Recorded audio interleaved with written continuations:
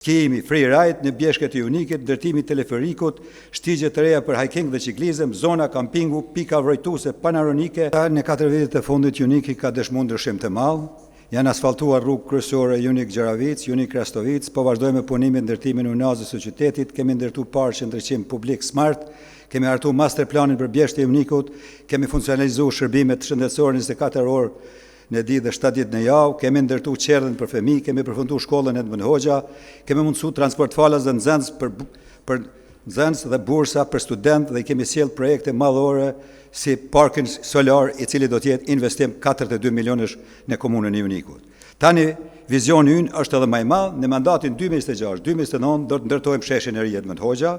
do rikonstruojmë shtratën e lumit të Renik me ndriçim dhe shtigje të ecjes, do të ndërtojmë drenazhe për rritjen e kapacitetit me furnizim të ujit të pirsh.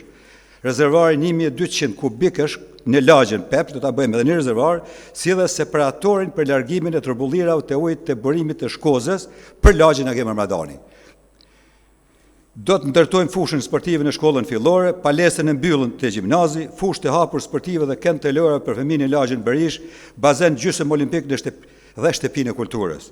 Në turizëm do të bëhet shenjëzimi i shtigjeve, skijimi, free ride në bjeshket e Unikit, ndërtimi teleferikut, shtigje të reja për hiking dhe ciklizëm, zona kampingu, pika vrojtuse panoramike dhe digitalizim të plotë të shtigjeve malore duke kthyer Unikun në destinacion turistik modern. Në shërbime publike do të ndërtojmë aborrin riciklues të mbeturina inerte, do vazhdojmë me kanalizime me kanale të ujitës dhe rrjet të ndriçimit publik smart, ndërtimin e rrjetit të energjisë elektrike në Bjeshk,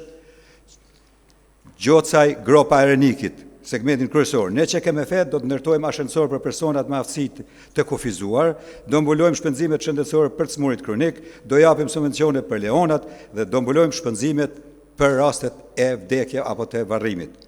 Në arsim, zbatojmë arsimin tërditor në qedhe, do vazhdojmë të mbështesim nxënësit dhe studentët në bursa.